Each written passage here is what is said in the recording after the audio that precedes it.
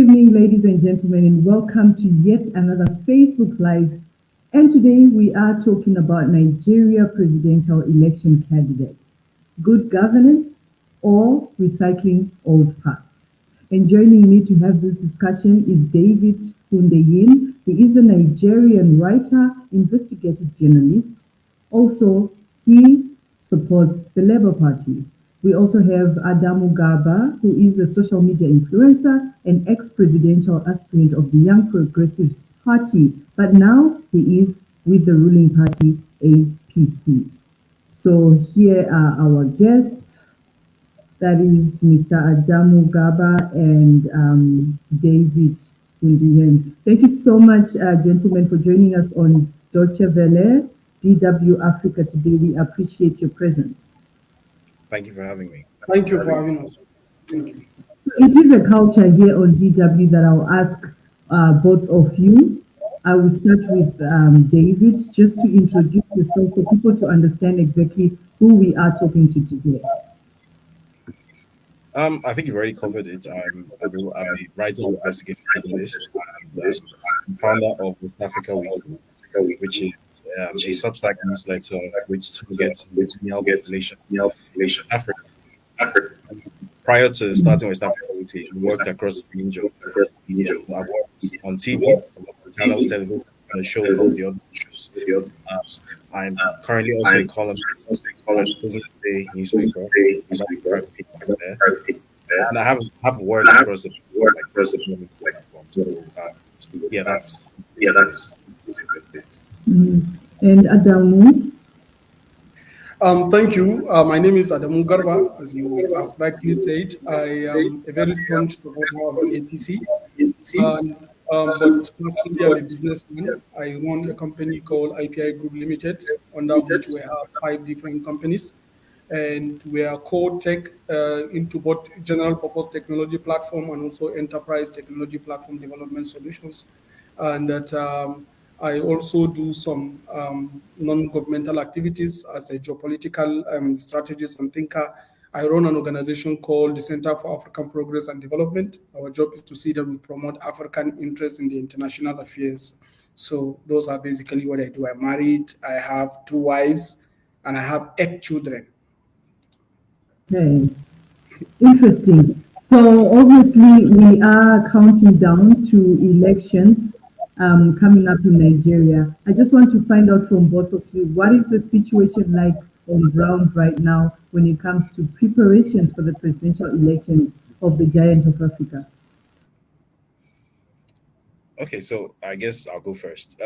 From the organization point of view, the Independent National Electoral Commission, INEC, has done a relatively decent job thus far. There are a few things that some people are dissatisfied about, self included. The voters register, which was recently released for public scrutiny, has revealed a significant number of dodgy registrations, things like double registrations, people who shouldn't be registered but are registered, people who have multiple registrations, even though the biometric element is supposed to make that impossible, child registrations, things like that. And there are also question marks about INEC's neutrality, potentially in the election itself, because there are a couple of issues in the courts. And INEC has so far adopted certain positions that will tend to suggest that it has picked sides. So, for example, there's a lawsuit by the Action Alliance against the candidacy of the current APC presidential candidates, Bola Ahmed Tinubu, and INEC is actually a respondent in that lawsuit. And thus far, as I went last I heard, which was this morning, the response has basically been just a firewall. To drag it out as long as possible, such that by December 15, which is less than 180 days to the election, it basically times out. So that's less than 90 days to the election, it basically times out. So that's what the situation there is. And then there's also an ancillary issue, which I think we're going to get to later on in this show, where a lawyer who currently has the APC presidential candidates in court on for a criminal complaint, basically for on charges of perjury and potential identity theft and fraud. INEC initially tried to prevent this suit from happening because the basis of this suit was the candidate's submission, sworn submission to INEC. Now, by law, this submission is supposed to be made public as soon as he submitted to INEC. But INEC didn't make it public, and this lawyer, his name is Mike Enahoro Eba, he had to drag INEC to court. And finally, on August 15, 2022, was when the courts ruled that INEC had to release the copies of this form EC9. And when it was released, that's where that became the basis for this criminal complaint. So there are concerns surrounding the potential neutrality of INEC and some dodgy registrations on the voter register.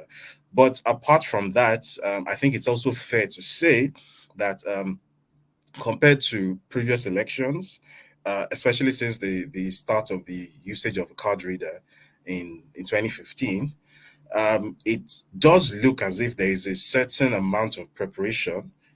So, for example, this time around, I think if all goes well, I don't think the election is going to be postponed, as we witnessed the last two editions. So I think to an extent, INEC has done better in some ways, but in some ways there are also other institutional failures. So as is always the case in Nigeria, the proof is always in the pudding. We have to wait until the day of the election itself to see whether it has been properly organized. Now, from the candidates' side of things, I think it's also fair to say there are three major front runners. So there's obviously the ruling party, whose candidate is Bola Ahmed Tinubu. That's the All Progressives Congress (APC). Then there's the PDP, which used to be Nigeria's ruling party, and has generally been considered to be Nigeria's biggest opposition party over the past 8 years. Its candidate is Atiku Abubakar, who was once the vice president. And then there's the Labour Party, which is sort of like the dark horse of this campaign cycle, because if I remember correctly, the last time that if a presidential election in Nigeria was realistically contested by more than two contestants, like more than two contestants had a realistic chance of winning, I don't think that has happened in my lifetime. And I turned 32 this year. So this is quite a historic moment for those of us who have longed for the so-called third force to become a thing in Nigerian politics. It hasn't traditionally been a thing, but this time around it is. And this is driven by the popularity of Peter Obi, who happens to be the Labour Party candidate, because Labour Party on its own perhaps wasn't much of a phenomenon prior to Peter Obi's exit from the PDP. So as to where the election is going to go, what direction is going to swing in, the truth is that we have no idea, because different polls say different things. So what I suspect is that it's going to be a very closely run election across all three candidates.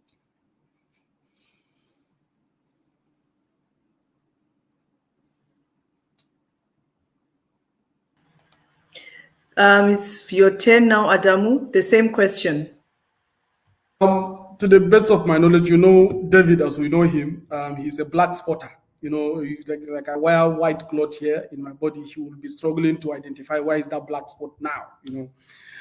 So that is why I think perhaps maybe he's giving some negatives to INEC. But to the best of my knowledge, in the whole of Africa, I think even the whole world, if we don't give credit to INEC for a very excellent work done, I think we might not be altogether condemning them. Yes, these guys have been very transparent. In fact, Festus Okoye, the spokesman for INEC, was all over the media talking about the reasons why they even release the content that we have access to is simply because they want to advance the cause of transparency. And it is very important for us to identify the anomalies so that they can do so many things to be able to filter and fix. And these are technology things, something you just need to run through some script and be able to identify those things and fix them.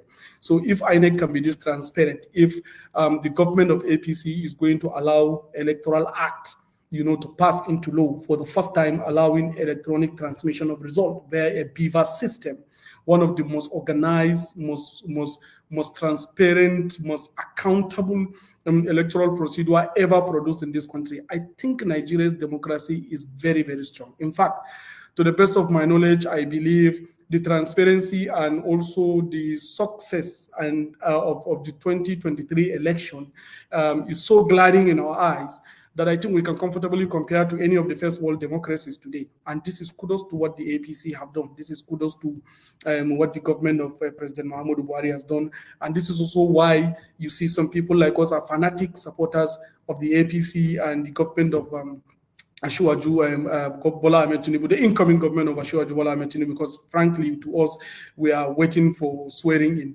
And as Mr. Hundeyin, you are so confident, Adamu. You're already talking swearing in. In fact, I'm telling you that when you look at the empirical formulas, we are not strangers to election. Some of us have been in these things since. Why are you so confident, though? Why are you so confident? Because elections are very predictable variables. You can see the numbers. We have had different elections in this country, and we all know how the results used to come out to be.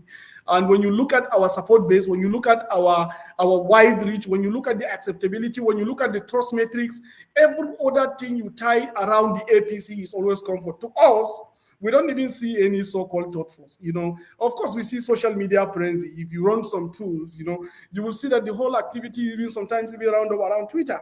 So we all have social media frenzies that is foiling a kind of some support based on expression of some grievances, but it's actually not turned out to be any electoral value. That is why even in our analytics, Peter Obi or Labour Party is not really an electoral threat to us. It could be strategic threat, but not necessarily electoral threat. So we have Atiku Abubakar. He is the member of the PDP. He is the presidential candidate of the PDP and a constant opposition candidate. And of course, he understands opposition politics very well. And that is why he always come out to contest, because he always appreciates being in the opposition. And that is exactly how we continue to put them in the opposition by 2023. Okay, Adamu, this actually takes me to my next question. You were actually a presidential aspirant for another party before you joined APC. You are a young guy. Why is this so difficult? And this question goes also to you, David. For young Nigerians to run for office, you are here both, okay, Peter Obi is slightly young, but you're both young. 3 years. You are here trying to, let me finish, Adamu. And you are here trying to sell an 80-year-old, I think, or late 70s-year-old candidate to be a leader. Why is it so difficult for young Nigerians to run for office? Yes, as you rightly said, I was an aspirant even under the APC, and I became very angry when the financialization of the system came forth during the run-up to the primary election, and also some structural arrangement of the party. And I'm not the only one that was angry. In fact, including the current political presidential candidate is also not really very happy with the status quo. This is knowledge, it's fact, it's all over the internet. And that led me to push out and go to a new political party to try to aspire for the office of the president. Then eventually I now discovered that two things. One, I have elders. I have been into these things for some time. I have people I listen to. I have people I respect. As a young man, yes, I have right to my anger. I have right to my disbeliefs, but I also listen. I also respect. I also value opinions of others that are superior to mine. And when so many calls are coming in, I had to be able to give in and told them, okay, so in this case, I think it is high time for me to consolidate my support, especially the person I so much believe in his political pursuit and political movement and political strategies for a very long time. Asiwaju Bola Ahmed Tinubu ended up clinching the ticket. This gives me a lot of confidence that our future is protected under the APC, provided it's Asiwaju Bola Ahmed Tinubu that has the ticket for the party. So in addition to so many other things, these things convince me to come down. And again, as a young man, I have a reason why I had been contesting. Why? Because I disagree with status quo, like every other person. Like most of the people that are angry online, I am part of the party. I disagreed, and I voiced my disagreement almost most emphatically every time I go. But the thing is that Nigeria is an organized state with laws, with governance, with framework, with procedure. All of a sudden, because there's Bola Tinubu running for president. Not just that. I'm telling you that it's a government. We have procedure, we have governance framework that is established that you have to pass through to be able to get to any destination of political power. And okay, sometimes. Okay, Adamu, we have to give each other chances here. The same question, David, because we really don't have so much time. We're already like 15 minutes. David, the same question. Why is it difficult for young Nigerians to also run for office of the president? Well, two main reasons. First of all, if you are trying to gain traction within one of the two major political platforms, the PDP and the APC, there's a financial disincentive to get anywhere close to it. Because, for example, to run for president under the APC in the ongoing election cycle, the nomination forms are something like 100 million naira. So, and bear in mind, this is a country where How much is that roughly for just for our? We have people in so Germany. Everyone if you were to convert that to dollars, that would be, so that's 100 divided by 4. So That's that's like something like, yeah, $200,000. that's something like $250,000 Wow. in a country where the per capita income is about $2,000. So to run for president as a young Nigerian, statistically, just to pay for the nomination form in the ruling party, you'd need to make a thousand times your no a hundred times your annual income. You need to pay 100 times your annual income. So obviously this is not realistic. It's not possible. So that's the first thing. Just getting anywhere close to power is extremely expensive. Politics in Nigeria is extremely financialized. It's very commoditized. You buy your way through everything. There's no such thing as going door to door, convincing people about your platform and your policies and what you want to do. It's more about what can you give to them. Which people are you meeting? Which power groups are you settling? Who can you do what for? So obviously, as a young person, there isn't really that much you can do, especially in an economic sense. So that's the first thing. The second thing is the person I'm looking at on the screen right now. Candidates like him or young, reasonably young people like him, there's a large or a sizable number of, let me not say young, but younger Nigerians, young in comparison to the political class. There's a sizable number of younger Nigerians who are constantly queuing up to sell out, basically, constantly. Bear in mind that Nigeria is a country where statistically our median age is about 18. Statistically, Nigeria is one of the youngest places in the world. Statistically, I think Europe is something like 33. Nigeria is like 18, our median age. Meanwhile, our political class, their median age is somewhere in between 50 and 60. So, by the most basic tenets of democracy, which is like a representation of the people for the people by the people, Nigeria's leaders literally do not represent Nigerians demographically. That's a statistical fact. But the bridge between them and us is people like this who are constantly queuing up to basically sell out. So in his case, for example, he supposedly ran for president, but it was obvious to everyone who has any kind of insight into how Nigerian electoral politics work that he was running as a spoiler. That was the entire point of his candidacy. He never expected to win. He never genuinely thought he was going to win or gain any traction. The entire point of it was to basically assist the incumbents by splitting the youth votes.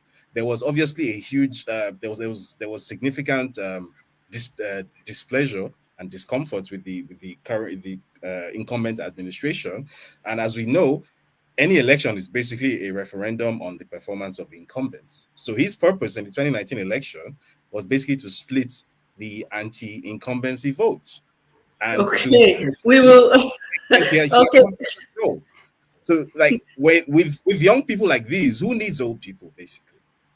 Oh, okay. No, Adamu. No. Before you answer, we will give you an opportunity to answer to that. I know that is directly to you, but I just want to ask both of you. I know, Adamu, you are for Tinubu, and David, I'm not saying you are part of the Labour Party, but I already know where you're going to put your X as I'm sitting here, right? I check your tweets. I follow you every day. Adamu, sell Bola Tinubu in 1 minute to the viewers.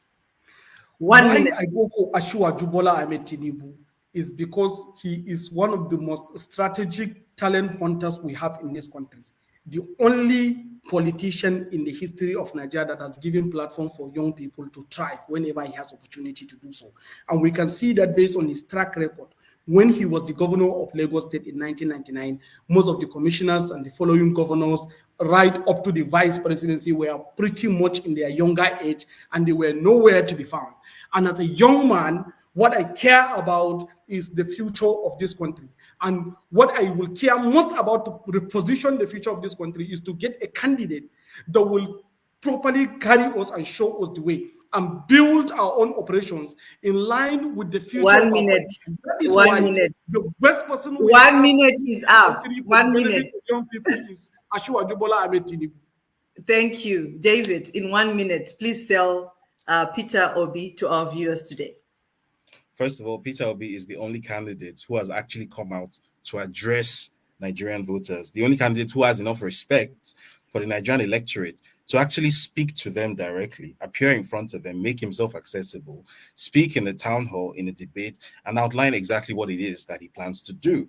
Whereas the other candidates, in general, as a rule of thumb, seem to think that they're somehow above that process. Now, if we're talking about track records, when he was the governor of Anambra State, in my subjective opinion, one of the most important metrics for what is good governance in Nigeria is knowing what to do with a budget, knowing what to do with money, knowing what to invest in as against wasting money on white elephants, which is the typical Nigerian thing to do.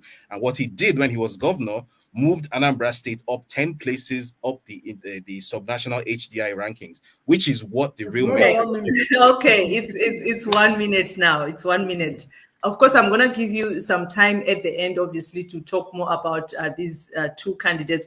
But I actually also want the both of you to say something about Atiku in 1 minute. David, start. Atiku Abubakar is, to be honest, is not someone I have much of an opinion on, principally because I don't think he's going to be a factor in the election. I think he's going to come third, quite a distant third as well. For the fifth time. For the fifth time. I think the election is going to be between Peter Obi and Bola Ahmed Tinubu. So, to be honest, I don't really have that much against Abubakar Atiku, to be honest, because I have supported his candidacy before in 2019, but I just think that Peter Obi is a more sellable candidate, to be honest. Mm-hmm. And Adamu?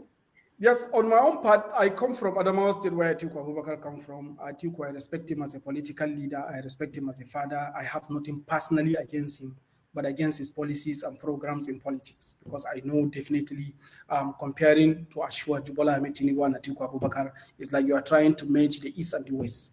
Asiwaju Bola Ahmed Tinubu by far outweigh him in all track records of governance, of delivery, of participation, of growing people. Anyhow you try to look at it, when you even go through the manifestos, you see clearly that the PDP and Atiku Abubakar have practically nothing to offer, and we knew the history of PDP. Okay, 1 minute. So to the best of my knowledge, I think Atiku is beyond, it's incomparable with Asiwaju Bola Ahmed Tinubu. Okay. Now, Adamu, just as you finished, APC recently flagged off their presidential campaign. And I saw you on Twitter defending Bola Tinubu's blunder on calling his party PDAPC. Your comment on that? You guys don't understand. This man is one of the, strongest political machine in his capacity. Over a period of time, he worked carefully, strategically, and responsibly to build this moment. And we don't, all together just see him talking on the podium and quickly round up that it was a blunder. Most people on the internet and all over the media knew that there are some. It is a blunder. Adamu, please, it is a blunder. There are elements inside. There is an APC guy. Wait, there is an APC guy that even did this. No, on camera. Possibly So why did you do that if it's not a blunder? The guy might not necessarily understand the great game. Tinubu is communicating with the elements of the PDP that are working for the APC, and he is praising them, honoring them, because we're almost welcoming them very, very soon. And that is why he decided to say, God bless PD, then you now say APC, joining some element of the PDP and the whole element of the APC, because he knows that that is exactly what is happening. As I'm talking to you, based on our own estimation, 50% of the people in the PDP are going to work for the APC. I think those are the things I said. We just need to wait and see.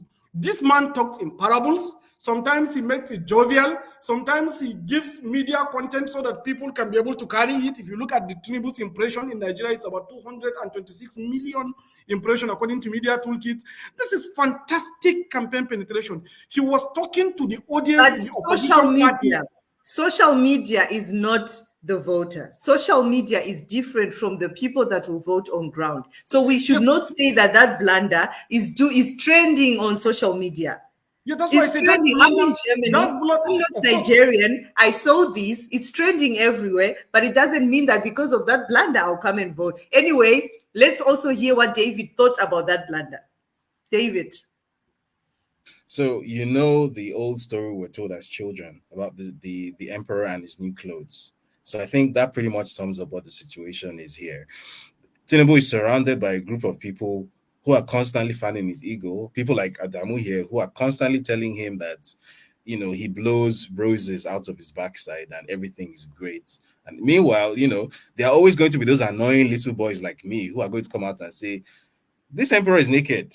This guy's not wearing any clothes, And some other people will say, oh, you just can't see how wonderful the clothes are because you don't understand. It's a well-known thing in human psychology. He's not the first to do this. He won't be the last. So that's just what it is. And I also thought it was very interesting that he mentioned 220 something million social media impressions as some sort of campaign metric, because just a few minutes before you said something to the effect of the Peter Obi movement is just a when I media. say media impression, I don't mean social media impression. I said be media. it social media, be it traditional media, it still doesn't have a bearing on what is happening on the ground. So I'm just saying you need to be consistent. It's one or the other.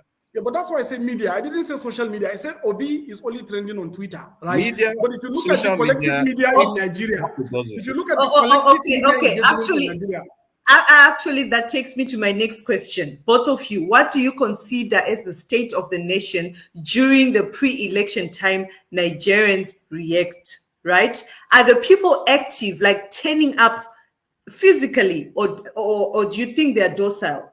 Do you think people are only active on social media without even getting their PVC, like the permanent voters record? What do you think is the reality as we talk about social media right now?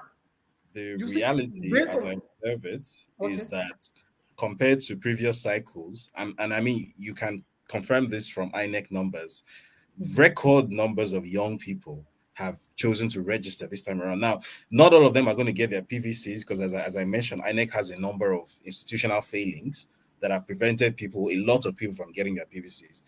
But the total number of new registrations, I mean, in 2015, the total number of registered voters was something like 60 something million.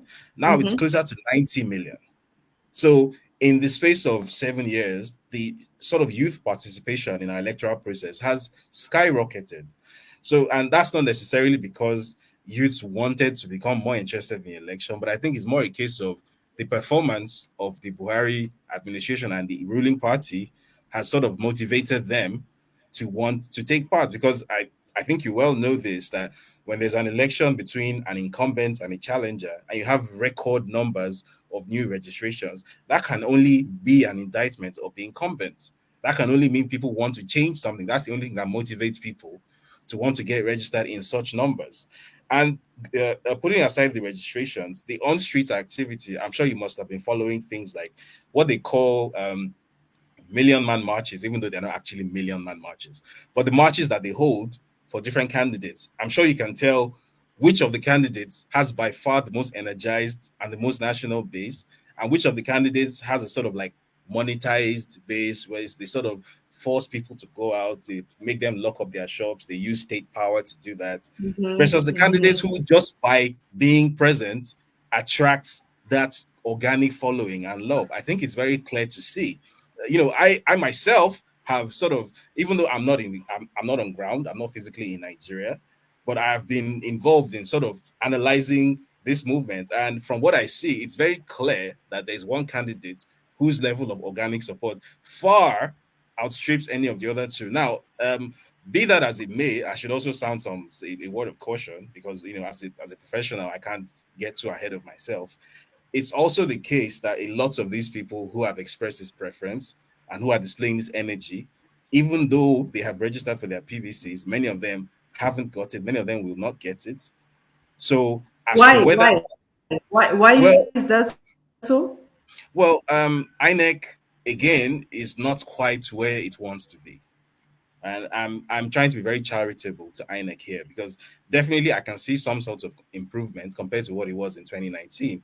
I'm guessing the Electoral Act 2022 has also assisted it to get better as an institution, but it has several failings. So, for example, producing people's cards on time. For the life of me, I can't understand why that is such an issue. If you walk into a Nigerian bank and you want to get a new debit card, it takes you all of about 10 minutes to get one with your name printed on it. It's not a big process at all. The process of printing a debit card and the process of printing a PVC are not that different. Somehow, with INEC, this becomes this really convoluted process. It takes months to print and then to deliver, and then in some places it gets delivered to the wrong place. Yeah. So David, for you as an investigative journalist, what do you think is the main reason for these discrepancies?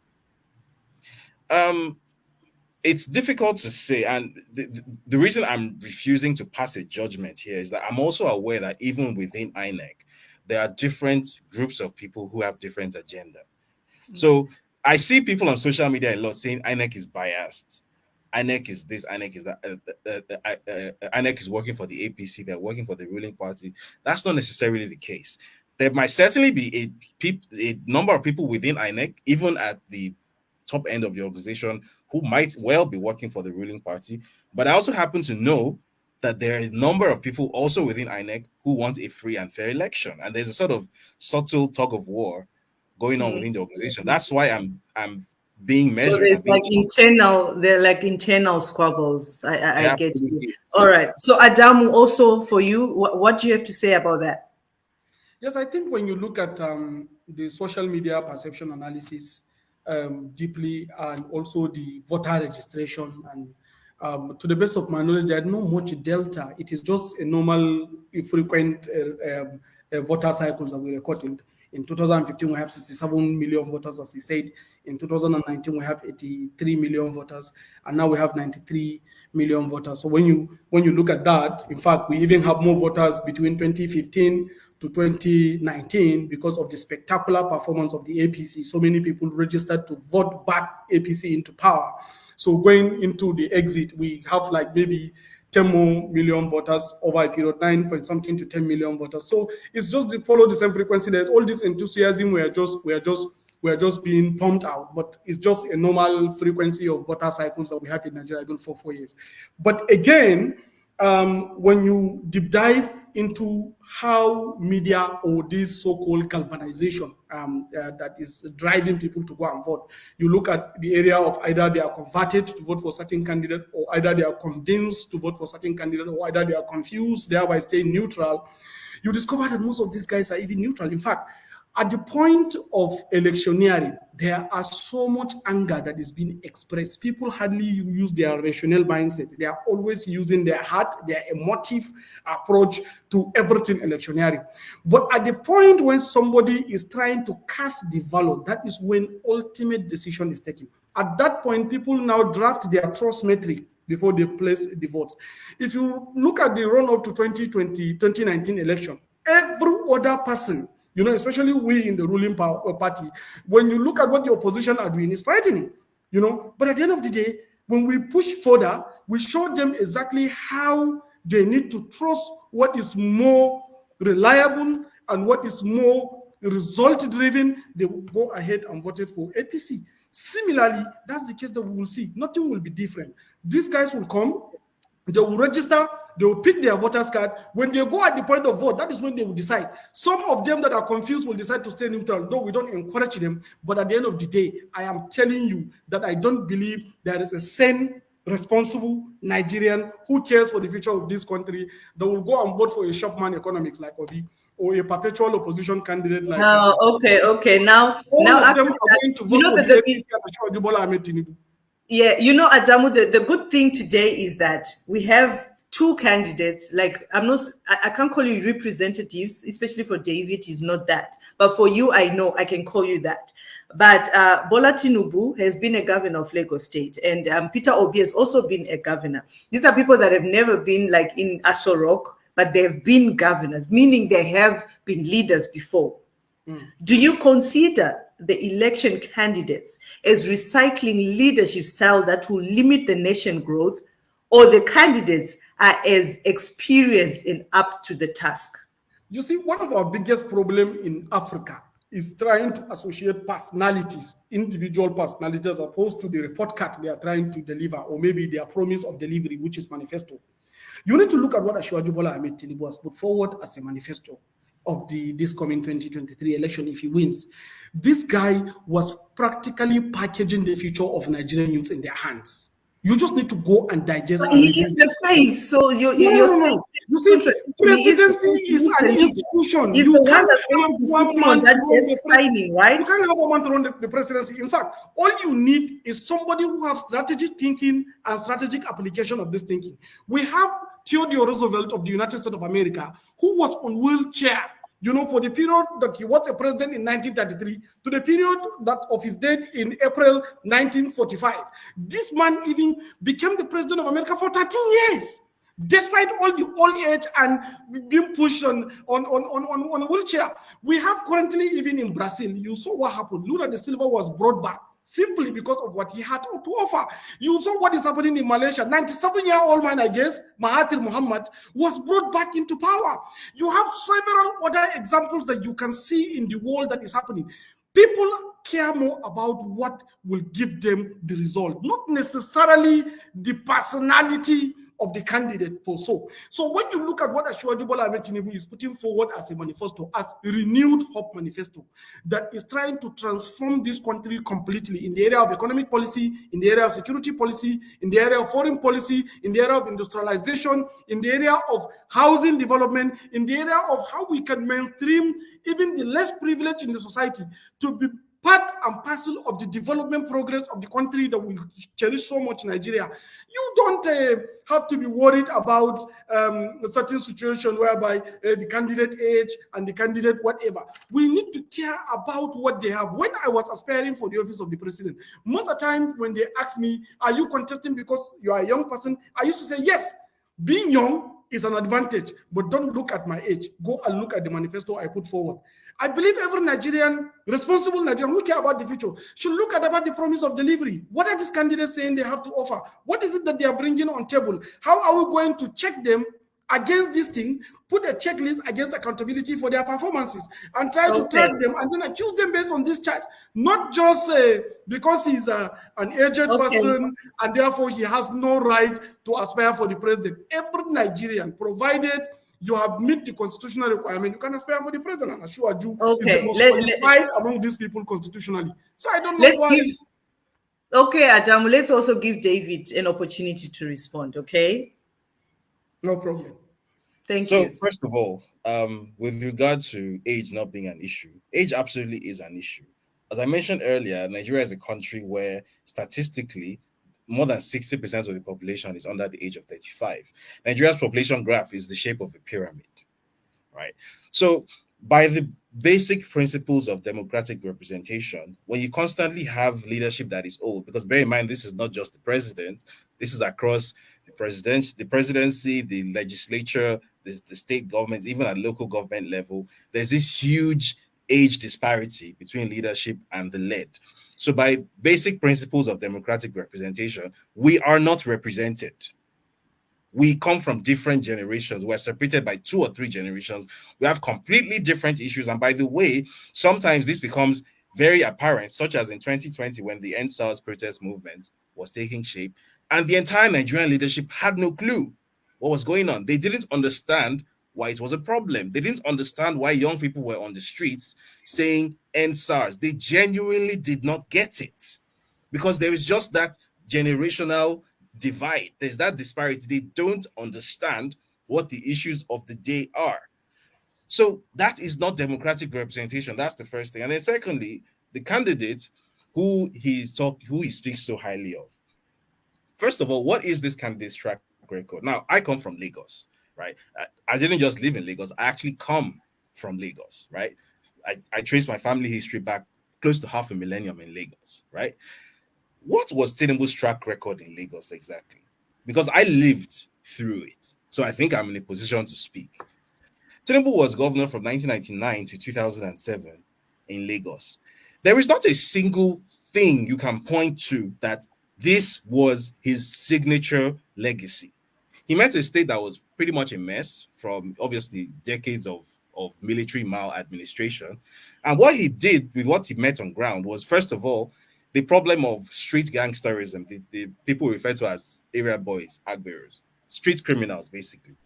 He incorporated those people into official governance. So, for example, there are a lot of tax collection functions in Lagos which are officially delegated to street thugs. This is Lagos state government policy now. That is a Tinubu legacy. He incorporated gangsterism into his government. Now, when he was about to leave office in 2006, and he anointed a successor who nobody knew and was obviously going to lose the election against the more popular PDP candidates.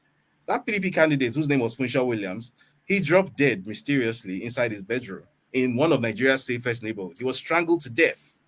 Till today, the murder remains unsolved. Right? That is Tinubu's Lagos. Now, his successor, his chosen successor, who then went on to win that election in 2007, under whom finally a contract was awarded to build a metro railway system in Lagos, because at the time, Lagos was the largest city in the world without any kind of metro railway system. This contract was awarded in 2007. Construction started in 2009. A $1.5 billion World Bank loan was taken out. Construction was supposed to terminate in 2012. We are in 2022, and the first of 7 lines. There's 7 planned lines on the route. The first, which is the red line, the first of those, like the blue line, sorry, has just begun testing. Right. So we're about coming on to 11 years behind schedule. How much did this thing cost exactly? We don't know. Why don't we know how much it costs? Because Lagos state government does not open its books to scrutiny. The Lagos state government under Tinubu's successor, who was basically his political godson, so it also passed Fashola's office. It passed Ambode, all of them, and it's only just started testing. Now, here's because I haven't finished saying what I was saying. Why don't we even know how much this project cost? Lagos state government under Babatunde Fashola, who is Tinubu's anointed godson, who became the governor of Lagos, took the federal government to court. And what was the lawsuit? In 2013 or 2014, the former president Goodluck Jonathan signed something called the Freedom of Information Act into law. I'm sure you know what a Freedom of Information Act is. Nigeria didn't have a Freedom of Information Act until 2014. Mm-hmm. Now, when this was signed into law, and a journalist sent a request to the Lagos state government requesting details of its budgeting, the Lagos state government rejected the request and said that it is not subject to the law because it has not domesticated the law. And the Lagos state government took this to court, took it all the way to the appeal court, took it to the Supreme Court, fighting for the right to remain financially opaque until 2017 when it lost the case. And even after losing the case, till date as we speak, as far as I know, Lagos state government has never opened its books to anybody. We have a government which is run by a mafia-like organization, which has Tinubu at the center of it. Because that's what he is. He's a mafia don. He's a crime boss, as far as I'm concerned. So how is it we will touch on that before we end, David? I know you've written some articles on that, perjury, drug laws and everything. We'll touch on that. But Adamu, before I go to the next question, there's a question here from Elise Inventor Elijah. He says, if Tinubu had all these things to offer, why didn't he advise Buhari to implement it? I must ask you this question. No, you see, government have different approach to getting things done. And Asiwaju is the man who is trained to lead people and also respect authority that is in charge whenever it is in charge. That's why he subjected himself to Oshibanjo when he's the vice president of the Federal Republic of Nigeria, subjected himself to Sanwo-Olu as a governor, he subjected himself to Ambode, down to Fashola, as he said, because he understood the principle of power. But that doesn't stop him from advising the presidency. This man has been preparing colloquium since the time he left office in 2007. And throughout the period of Buhari presidency, up till now, like from 2015 till very moment, Asiwaju Bola Ahmed Tinubu conducts colloquium every year. Most of these colloquium are policy statements guidance, advice to the government in how things can be done. And in all honesty, if we want to be sincere to ourselves and eliminate negativity, there is no government from 1999 till now that delivered as much as President Muhammadu Buhari's administration have done so far in the area of infrastructure, in the area of foreign policy, in the area of agriculture, in the area of Adamu, wait.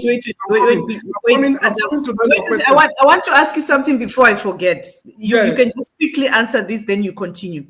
Yes. Just be honest to all of us. We have more than 1,300 people watching us, David and I and yourself. Are you happy with President Muhammadu Buhari's performance so far? I'm telling you 100%. You see, the problem we have with the president... No. Yes or no, then you continue. 100%. 100% happy with what the president have done so far. When you consider the current realities, when you compare Nigeria with any other sub-Saharan African countries, especially the countries that fit into our own specificities, I think Nigeria has done fantastically well. Today, Ghana is crying. Why? Because of the economic troubles they have. Why is Nigeria secure? Why is Ghana even trying to import their food from Nigeria? Today we have troubles in South Africa. South Africa practically don't have economy. Even the debt to GDP ratio is about 87%. If you go to Egypt, debt to GDP is 80%. If you go to Kenya, Kenya is almost gone. That is why they ran away and leave Mr. Ruto to find a way to manage the country. He has to struggle to get $250 million to fund his budget. Currently, Ghana is with begging bowl, going to IMF, trying to seek for $3 billion to run the economy. Why is Nigeria? No. We have 23.27% debt to GDP ratio. This country has been secure. Today we have food security. Today we have so many infrastructure that has been built. Ever in the history of this country, we have Trans-Saharan gas pipeline, we have West African gas pipeline, we have rail, air, road infrastructure all over this country. We have delivered the second Niger bridge. We have built a very massive sub-infrastructure database whereby we reach to the poorest of the poor all the time to be able to assist them. We have done so many things in the area of making governance to be stable in Nigeria. As I'm talking to you where I'm sitting down, I'm consuming electricity, not generator. And most of the places in Nigeria today have electricity. Even Adamu, I was in Nigeria. I was in Nigeria just 3 weeks ago. I was in Nigeria just 3 weeks ago. When was that? I was in Nigeria 3 weeks ago. In Nigeria? Abuja. You are in Abuja. Even in a hotel. Yes, perhaps maybe you were laid into a very wrong area where something is happening. I don't have to be in a poshy place to get electricity. Let me explain this to you. Okay. You asked me a question on President Buhari, on what he has done. I said, but you've answered.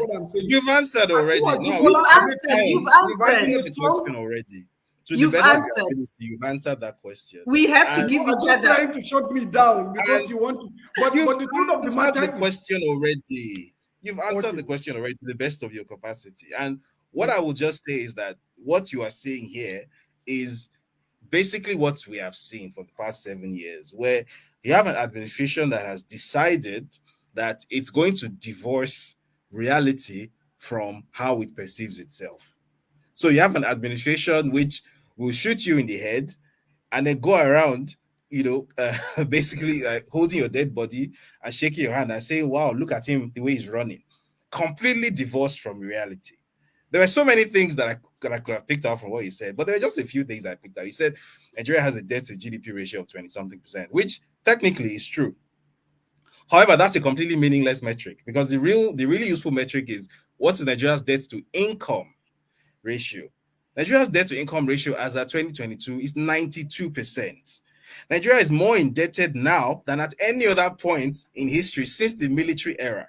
Because since the return of democracy, Nigeria has more local and foreign debt than it has ever taken on. And since 2016, the Central Bank of Nigeria has been printing money illegally to fund the federal government using abusing the Ways and Means Act. So it's allowed to lend a certain proportion of its reserves to the government. It's abused that by a factor of 5 or 6. That's what the Buhari administration has done. And I'm not even going into the myriad human rights disasters that the Buhari administration is responsible for. Why am I currently outside of Nigeria, for example? The Buhari administration has the answer to that question. Why No, was it that, for you just chose example, to run because the you just chose to run because the you don't Lekki want to. massacre which took You, place Sorry, again, as David, he is David, saying, David, David, David. no, Adam, what did you say?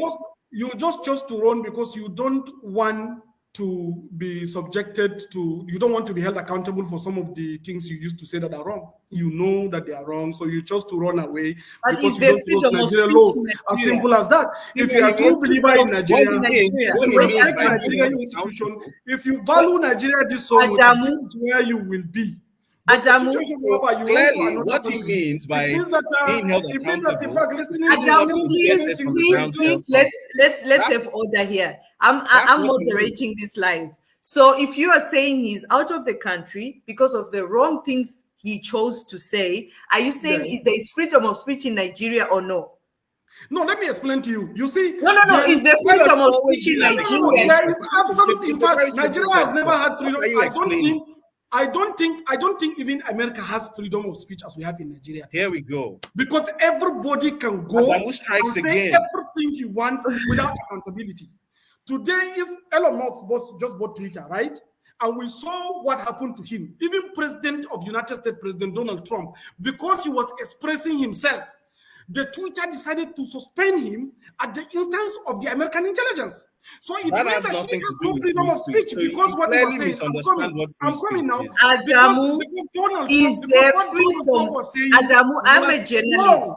But if David Adamu, is Because saying freedom what of he's saying speech is has right, he nothing should to be here do and say it. with being able to post on Twitter or Adamu, not. I'm a Freedom of journalist. speech, Yes. freedom of speech is the ability to say Freedom of things speech is and ability to and say not everything you receive want to say, judicial but Can also, I prosecution ask? for it. you must be It's not ready about to being you banned must from be Twitter. ready So to clearly, you account don't for even your Okay, understand okay, what the okay, context of okay, what it is okay. about. you must be It's a ready very to lopsided account for the conversation. Can we fact have of your speech. We're That's what facing a it means, conversation freedom of between speech.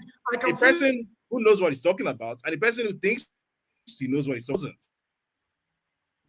about. Both of you, please, we need to have order because if you both speak, people can't even hear what you're saying. I just have one question. I am a journalist. I always go into Nigeria, have interviews. I've met Bola Tinubu, I've met President Buhari, I've met most of the prominent politicians. I interview, I ask my questions, and I leave Nigeria. I can decide to stay there. My question to you, Adamu Garba, is there freedom of speech in Nigeria? Will I ask questions and be prosecuted after? That's just my question. Yes or no? you ask question. I think the mic, okay, you ask question, but you should also be able, especially when you say something, you should be able to defend it with facts as much as possible. So that means you are freely expressing yourself, but you cannot go and create conspiracy in a phantom window and come and call it freedom of speech. So That please is not name a enough, conspiracy you know. because we're going to get to that, right? We're going to We are get going to to that. get to So that actually. We are going to I'd get love to you that to name a conspiracy because that I've most been of the free responsible for. speeches Name a that we time have. when I have put out a story and there hasn't been solid evidence backing it up. No, there's so many Okay, times. okay. You know what? You We are see, running out of time. We are running out of time. That takes us to our very last question. There's been an article that David wrote about perjury that Bola Tinubu is Adamu, you called him the incoming president of Nigeria, yes, is sure. or was a drug lord. There are some documents that came from America. So I just want David to tell us more about that. Then you, as a staunch supporter of APC and of Bola Tinubu, then you can respond to that. David, to you now. So essentially, the APC presidential candidate is somebody whose entire backstory is shrouded in secrecy. The only things we know about his backstory for a fact are that in the early 1990s, he was investigated by federal authorities in the US for his involvement in a white heroin trafficking ring. And it wasn't a suspicion, it wasn't an allegation. It was proven that millions of dollars that were moved through his accounts were the proceeds of white heroin trafficking. So the two drug dealers, there was a drug ring. The spearhead of the ring was a guy called Lee Andrew Edwards, who was jailed for life. I think he died in 2004 in prison. And then the two Nigerian point men were a guy called Abiodun Agbele and a guy called Muiz Akonde. And Bola Ahmed Tinubu was the bagman, the bag holder, the money launderer working for this organization. And the IRS and the FBI took an interest in him after arresting Lee Andrew Edwards and working their way back to him. And these records, which are freely available online now, by the way, anyone who hasn't read these documents can Google them. They're all over the public domain now. These records show without any. But David, when you talk about documents, I just want for people to understand. Anybody can go and load documents online because this is election time. This is campaign time. What No, but stops these PD? are, No, these no, are just a question. What stops PDP or Labour Party or Kwankwaso's party to just go and load documents just to tarnish Tinubu's image? These are certified true copies of court proceedings from the Illinois, from the Eastern District of Northern District of Illinois, Eastern Division. So, and by the way, I'm not the only one who has got hold of a copy of these documents. Literally anyone can walk into the courthouse. You pay, I think, a $30 fee, and you get it in 15 minutes. It's not a particularly difficult thing to get hold of. So anyone who hasn't actually read these documents, I'd advise them to basically just read. You don't have to take my word or anybody's word for it. You don't have to listen to what anybody is saying was in the documents. You can just read them for yourself because it's English. It's not particularly difficult to understand. What is contained in those documents is prima facie evidence, because this is about 51 pages worth of testimony from federal agents, by the way. And there was extensive investigation. There's an extensive deposition that was put down that shows without a shadow of doubt that over $1.4 million worth of money that was linked to heroin trafficking was found in Tinubu's accounts. Bear in mind, at the time, he was an accountant with a stated income of $2,400 a month with no other source of income by his own statement, by his own admission. So it is mathematically impossible for someone earning $28,800 a year to have millions of dollars in the bank and have no explanation for it. And the feds were able to credibly link this money to heroin trafficking. So, for example, some of the accounts that this money was discovered in, the addresses used to open these accounts, the address used to open these accounts was the same address that was shared by these two drug dealers, Abiodun Agbeli and Moise Akonde. And in fact, Tinubu's wife, Oluremi, actually opened a joint account with Akonde's wife, Audrey. In addition to many other financial interactions between them, they also sat together on the board of a company called Compass Finance and Investment, which also exists in Nigeria, by the way. There's an American entity and there's a Nigerian entity. And to date, by the way, till today, anybody watching this, you can go to ng-check.com, right? It's a website where you can check CAC registrations. And if you type in Compass Finance and Investment Company, you can still see the board of directors there. Till today, the three members of the board are still Bola Ahmed Tinubu, Moise Adegboyega Akonde, and Abiodun Agbeli. The last two are convicted drug dealers in the US, by the way.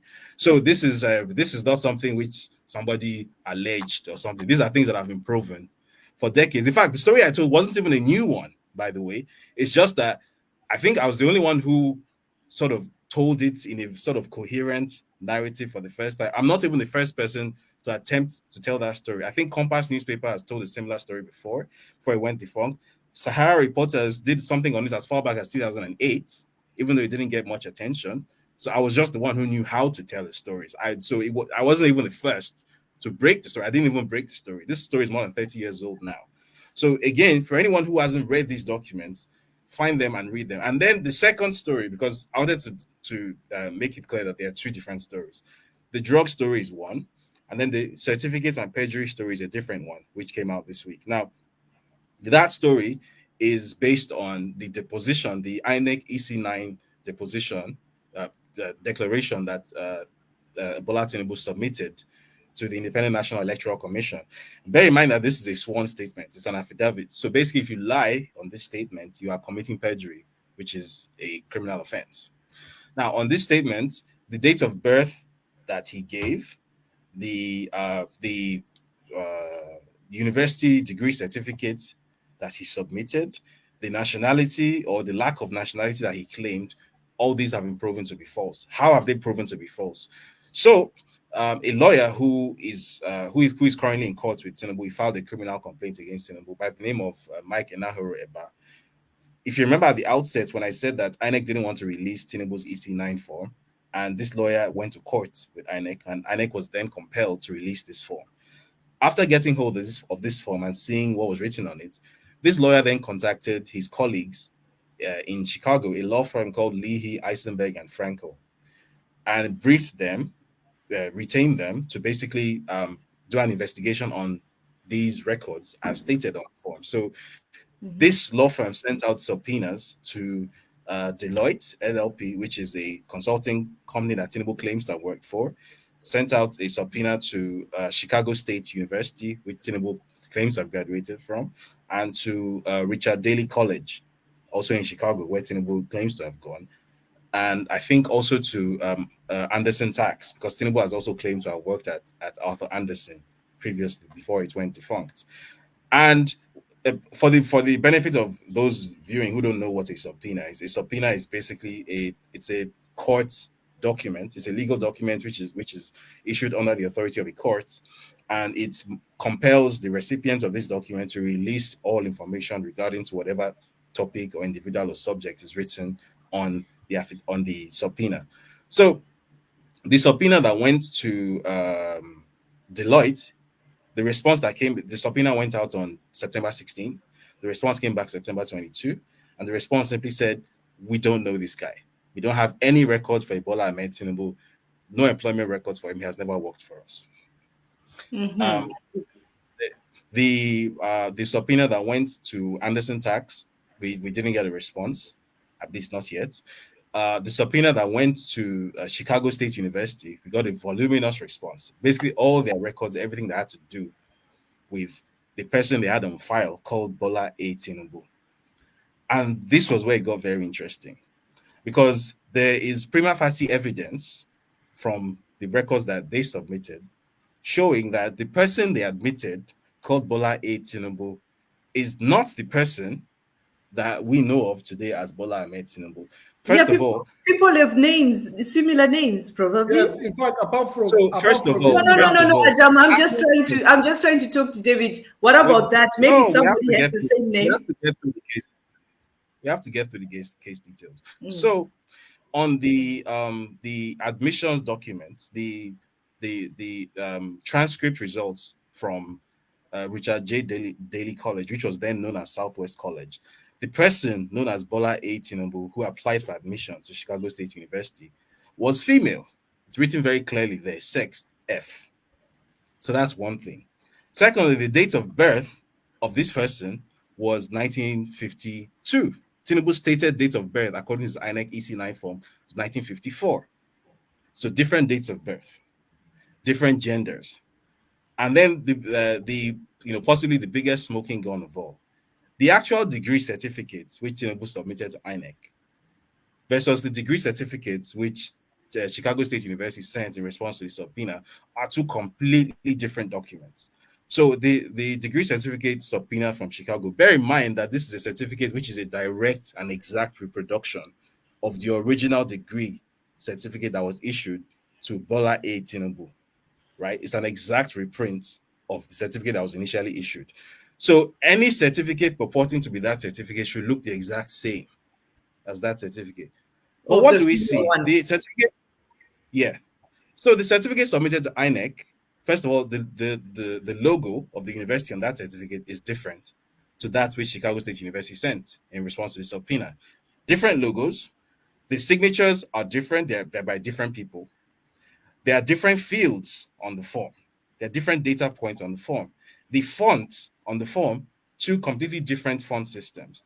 The wording of the degree certificates are different. On the supposed degree certificate submitted to INEC, there are two grammatical errors.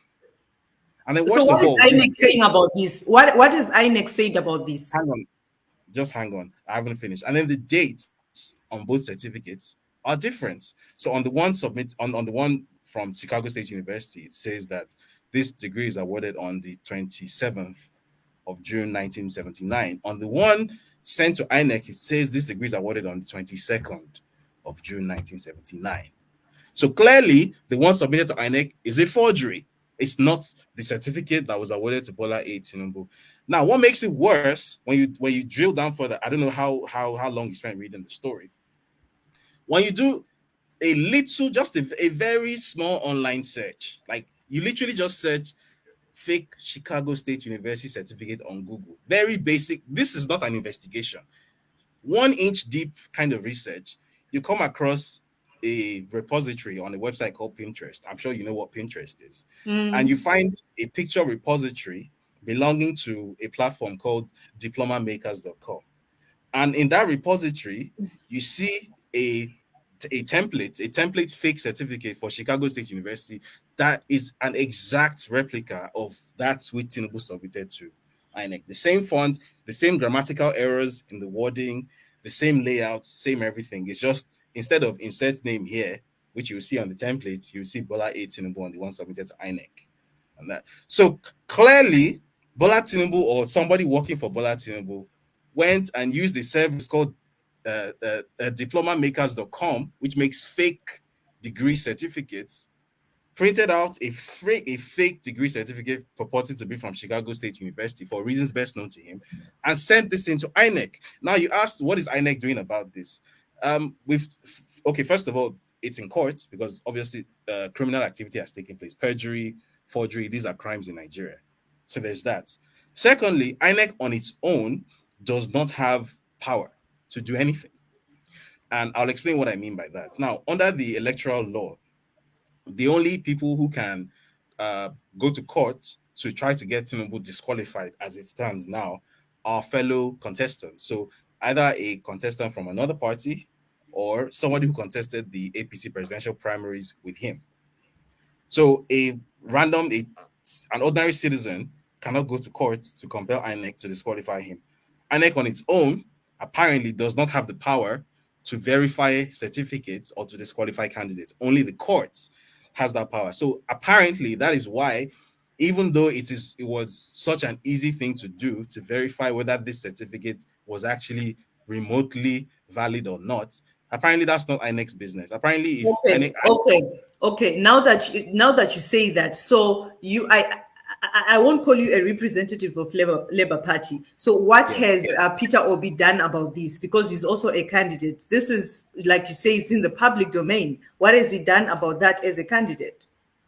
To be honest, you would have to ask him. And the thing is, maybe the best thing to ask is, why is it that no candidate is doing anything about it? Yet. Something you also have to understand is that in the Nigerian electoral space, people love to imagine that they're playing 5D chess. So I've heard, for example, that some candidates believe that the best time to take that legal action is not now, that the best time is after the election, because under the electoral law, if a candidate should actually win the election and then it emerges that they committed perjury on their EC9, they will get disqualified. And the person that came second in that election gets declared the winner. So some people whose names I'm not going to mention believe that it's probably in their best interest to just hang around in the background and probably hope that Tinubu wins the election so that they can pounce on him afterward, because there's just too much evidence. There's no way for a court to look at this evidence and say that he didn't commit perjury. So some people believe that after the election is the best time. I personally don't agree with that. I personally think that a Nigerian court that is under the control or is about to be under the control of someone like Tinubu isn't really to be trusted. That's my personal belief. I'm not convinced that the courts will make the right decision then, even if that's what they're supposed to do by law. And I think we've seen enough examples of this in Nigeria to know that the legal system doesn't always work the way it's supposed to. But that's why some candidates are choosing to hang back. Some other candidates are planning to take legal action now. I'm not at liberty to name them because this was not information that was disclosed directly to me. I heard this from third parties, but including even people within Tinubu's party, by the way. So stay tuned for that. Now, Adamu, we've really gone past the time that was supposed. But you need to respond. You really need to respond to all, I'll call them allegations by David, because of course he says it's in the public domain, but in terms of this particular space, let's just call them allegations. Your response to that? Thank you, Josie. I think I would want to tell you and also the other audience that I really like David Hundeyin. He's a very strong asset, that is why we need him back in Nigeria quickly. Why? Because he has a mispriority of career, he should have chosen to be a movie producer or a movie writer or script writer. That will be very fantastic. By now, we will have David Hundeyin's movies streaming all over Netflix and Amazon Prime and HBO, even might carry his news because he knows how to connect the dot and create one phantom lie that will seems to be true. High conspiratorial actor. When you go through everything he documented, in fact, immediately he released the first drug lord thing, I quickly went and read every single thing. I think I am one of the first people that even go through the documentary that Mr. Hundeyin released on this drug lord issue. You will see that it's just a statement, reading from a script and then trying to draw some lines and connect some dots, something that will have functioned well if he had aligned himself with Kule And all the Afolayan, documents. Timo Imore. I'm coming. I will allow you. All the It will documents, be better because they are always if he had documents. aligned So I himself don't with know the how movie industry. you say 2 By plus 2 now, and you say 2 plus we 2 should is have 7. had one of You saw the the best documents there. content created They are always conspiratorially documents. Adamu, that this will isn't going pass to through fly. a very good You cannot movie. just come and But say David today every- is lying. Where is the I've evidence? allowed I've you- presented evidence. Where is your David, own? I have allowed you to speak. It's I'm not trying about to- allowing. I'm not Everything Yeah, I trying said to- David, backed let up. him just Because David, let him just come across with his every own point. single thing Everything I David say is backed with mentioned evidence. in his You cannot own just come and conspiracy just talk theory has randomly. been some things that we knew since 1990s. These conspiracies always find a way to surface. And as he rightly said, he's a fantastic storyteller. So the way he captivated everything, tried to create some change in perception about connecting the dots So that what don't about exist, the proofs simply because he wants to presented? portray It's a a picture, very simple makes him question. a qualified scriptwriter. If David I will have been writing presented script, proofs. I am telling you by now, I this guy will have presented received the proofs. next Oscar award. Adamu, where are Because he your writes proofs? very well. Okay, Every single thing he said in gentlemen. that place is Maybe So just you don't have jump. proofs. You're You just talk jam about talking. he himself confirmed here, right here. He confirmed that Adamu, where are your proofs? He is It's not proof. convicted. He Proof is confirmed the this thing. currency of But journalism. because Where it's are giving your him proofs? this attention as a young man in Nigeria, I Adamu, think he it's not also by deserves speaking the favor English. I of have a Tinubu degree to in raise higher. English. I can speak to So other what I people. Okay, see here is What about English? gentlemen. Where are your calm down, proofs? David. Where are your Let proofs? me Bring explain. your What proofs. I see this is that Tinubu is actually an ocean whereby everybody that cling on him can raise higher. David Hundeyin, this is his time for him to show his script writing genius. Where So that's are what he's your doing. proofs? So he comes Your into proofs, leverage on Adamu. some other Adamu, your issues proofs. so that he can. Okay, We have noticed him. gentlemen, We know you are gentlemen, I will have to we know you mute are- both of you he now. Presented combine proofs. everything Where and are put it in yours? movie. Where are yours? No. Proofs. Proof is the They are not currency of because journalism. everything you say is just Proof. conspiracy, David. You know this thing. But I have Nothing shown like that. proof. Every other thing you went and Where carried is your certificate, own? you created it yourself. We know that document that you are talking about, the 51 pages document, PDP were in the United States of America. They went there to lobby. It's a Eventually, they court didn't get the traction they document. needed. Are you Okay, saying When they are coming back, they bribe their way. okay. PDP bribe? Unfortunately, ladies and gentlemen, this is a heated debate, and I don't think it will end. Unfortunately, we have run out of time. Maybe we will bring back Adamu Garba and David Hundeyin for a part 2. But as for today, unfortunately, I don't want to be I don't want to be fired from my job. We have really gone past already with about 14 minutes, and unfortunately we have to call it a day. So I'm just going to unmute our guests for them to just for them to just give us their parting remarks and just maybe their words, 1 or 2 words to all our viewers today. I'll start with David. David, your parting remarks. We'll bring you back for a part 2, but for now, I don't want to get fired unless you guys are going to take care of me. So your parting remarks. I wish I could, but yeah. Yeah. Well, I mean, thanks for having me. And for anyone who has watched this, again, you don't have to take my word for it. You know, I've been called a fantastic storyteller. I choose to take that as a compliment. But you can choose to disbelieve every single thing that I've written or I've produced in visual format. But the best thing you can do for yourself is go and read for yourself. You don't have to read what I wrote. Documents that are in public domain, go and read them. Public access documents, court documents, things from unimpeachable sources that have nothing to do with me.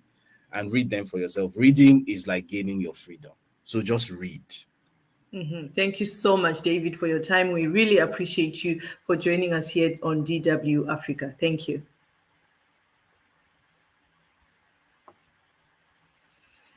So, Garba, Adamu, your parting remarks to our viewers today.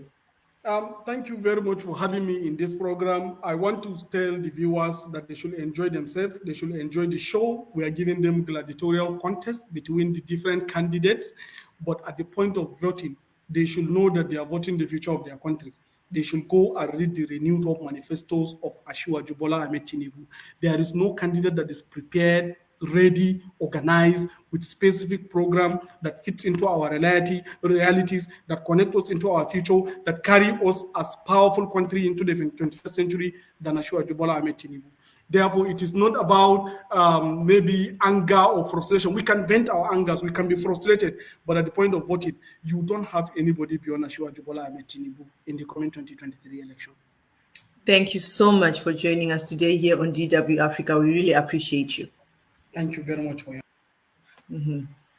There you go, ladies and gentlemen. Thank you so much for joining us today here as we were talking about Nigeria elections, especially the Nigeria election candidates, good governance or recycling old paths. And joining us today was David Hundeyin, who's a Nigerian writer and investigative journalist. He also obviously openly tells us that he is in support of Labour Party, and Adamu Garba, who's a social media influencer and ex-presidential aspirant of the Young Progressives Party, now with the ruling APC. Until next time, thank you so much for joining us. My name is Josie Mahachi. Have a great weekend.